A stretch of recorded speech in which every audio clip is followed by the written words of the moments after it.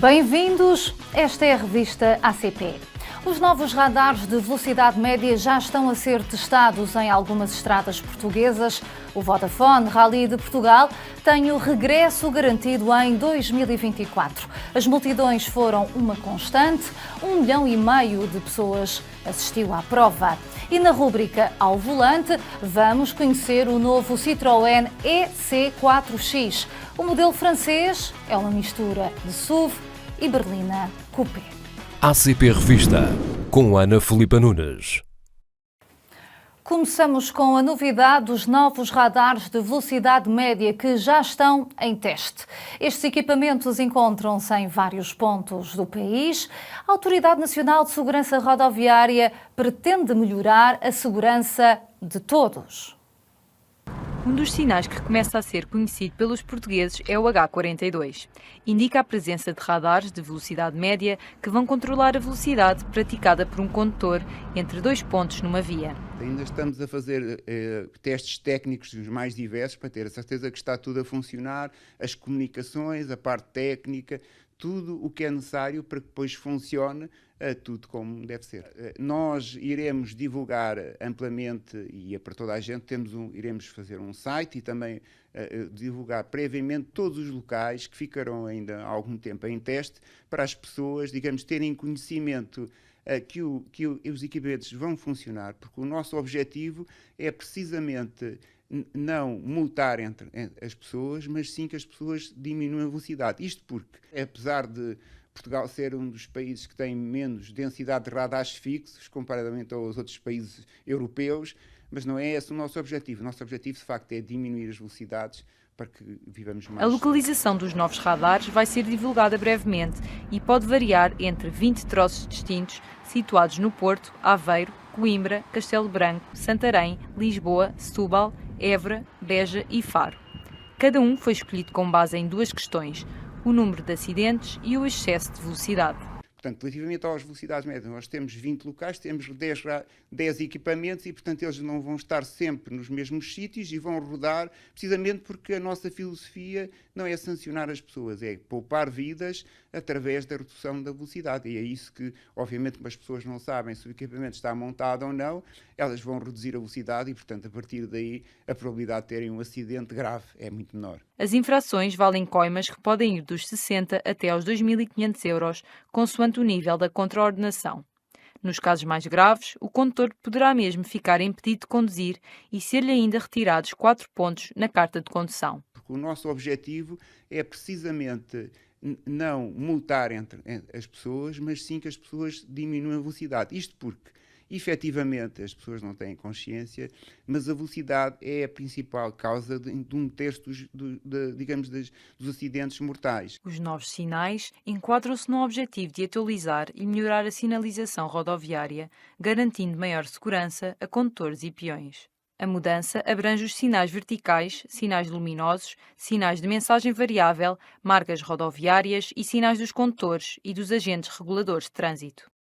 Nós pretendemos que em 2050 não haja nem mortes nem feridos graves e pretendemos reduzir até 2030 em 50%. Isto é uma parte de uma estratégia global, que é a visão 0-2030, na qual existirão muito mais medidas para além destes radares, mas de facto, em alguns locais, de facto, não existe nenhum trabalho que seja possível fazer na própria infraestrutura de maneira a reduzir as velocidades. E nessa altura o radar funciona como o último recurso para uma solução, para um problema que nós queremos enfrentar, que é as pessoas, de facto, não terem os acidentes. No ano passado, segundo dados da Autoridade Nacional de Segurança Rodoviária, a maior parte das infrações cometidas na estrada pelos portugueses foi o excesso de velocidade.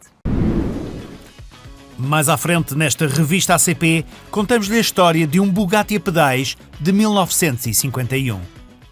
O Vodafone Rally de Portugal vai continuar no Campeonato do Mundo. O acordo foi assinado no último fim de semana. A edição de 2024 já começou a ser preparada.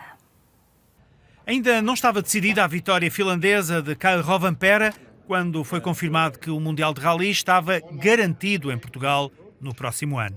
Uma demonstração de confiança e reconhecimento do esforço que o promotor do WRC tem na organização portuguesa.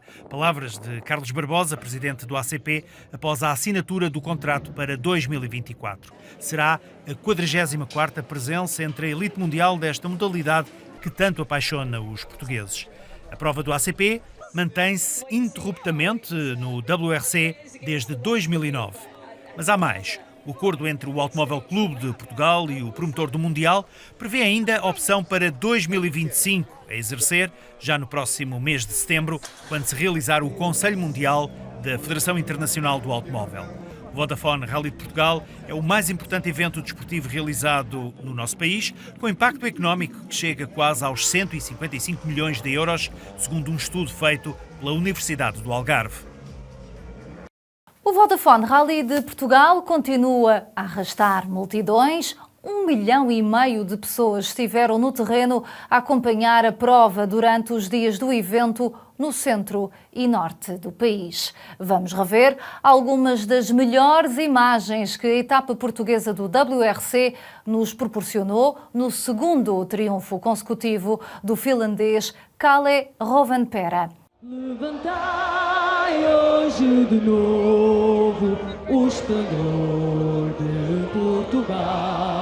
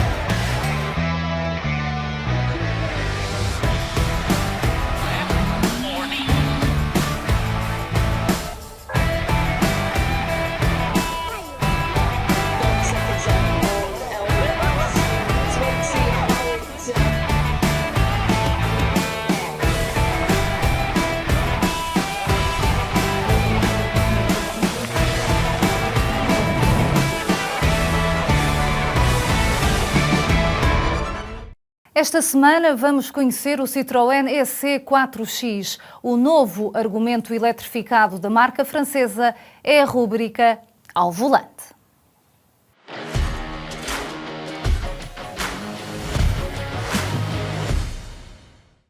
Esta semana viemos conhecer o novo Citroën C4X, um modelo que se posiciona entre o C4 e o C5X. Vamos conhecer esta espécie de SUV que guarda alguns truques na manga.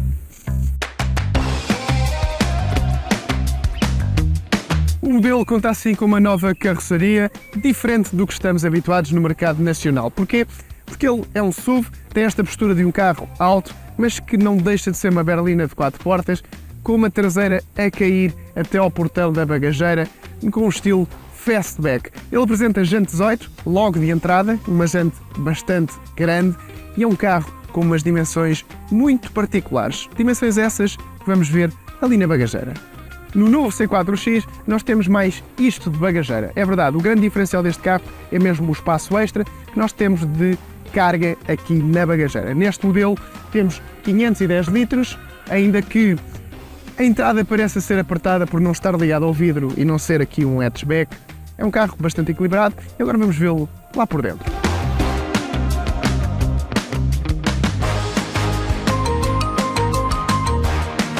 A primeira sensação que temos a bordo do Citroën C4X é de um conforto acima da média. É verdade, os carros franceses são conhecidos por isso e este faz justiça a essa fama. Este carro, só para termos noção, utiliza tecnologia viscoelástica e espuma mais grossa, coisas que nós só costumamos ouvir em colchões de cama, mas a Citroën decide aplicar isso aos seus bancos. Quanto à tecnologia, este carro pode ter até 20 assistentes à condução, dependendo do pack que nós escolhermos, e o carro é fácil de usar. É um elétrico com uma mecânica já conhecida, aquele motor de 136 cavalos com tração à frente e uma autonomia máxima de 360 km, que encontramos também na Peugeot. E aqui dentro é fácil de utilizar. Temos aqui vários suportes para copos ou garrafas, sítio para pôr o nosso smartphone a carregar, bolso nas portas-fundos, um pequeno cofre ao centro e um porta-luvas de grandes dimensões com uma pequena bandeja por cima, uma pequena gaveta. Dá para colocar aqui o nosso computador portátil. Quanto à segunda fila de bancos, temos os mesmos materiais dos lugares da frente, eles podem ser aquecidos, temos sítio para carregar o smartphone, ar-condicionado, vidros elétricos, boa altura para a cabeça e espaço para os joelhos. O único ponto menos positivo é o facto das portas não terem um ângulo de abertura muito grande, o que dificulta pôr cadeiras de bebés aqui nos lugares de trás. O preço do novo Citroën C4X elétrico em Portugal começa nos 40.000 euros. Isto oferece um carro com 136 cavalos, 360 km de autonomia, que o transforma num carro minimamente dinâmico, com autonomia suficiente para fazer viagens ao fim de semana e com um preço competitivo, tendo em conta os elétricos em Portugal.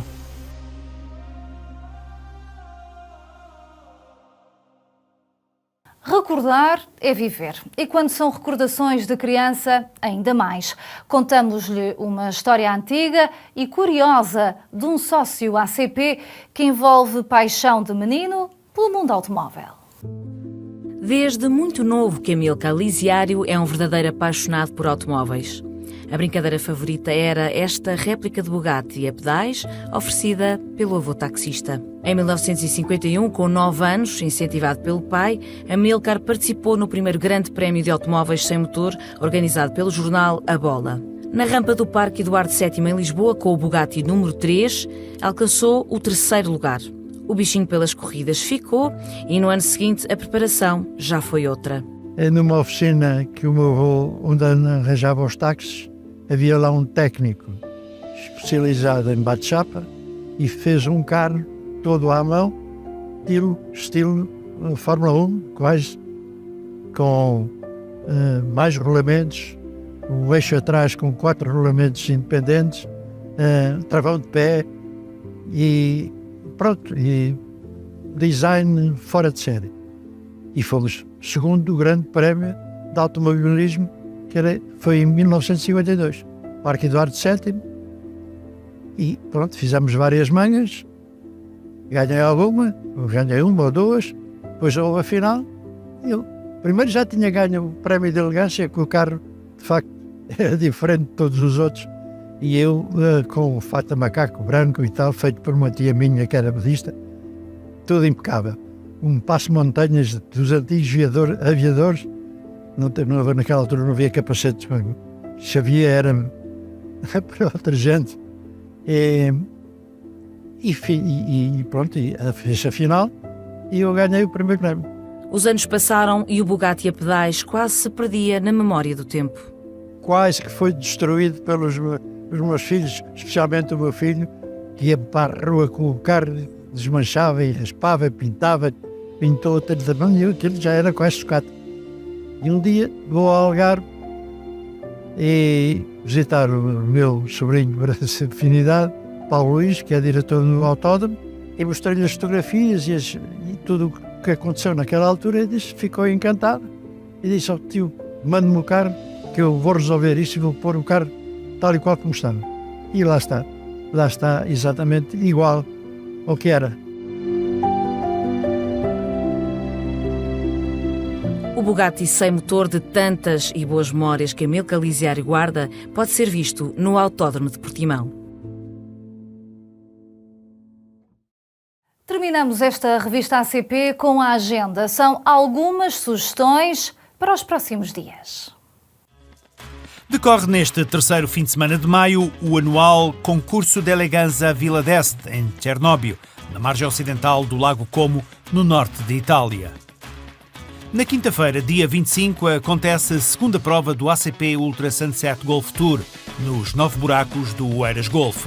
Este é o circuito mais dinâmico do ACP. É composto por 5 provas em que contam as 3 melhores pontuações. No último sábado de maio, a Marina de Cascais vai receber o Autobello 2023. Oportunidade para apreciar carros desportivos e modelos clássicos. O Autobello, que tem apoio à organização do ACP Clássicos, além de ser um desfile, é também um concurso de elegância. É assim que fechamos esta revista ACP. Já sabe quando consigo para a próxima semana? Até lá!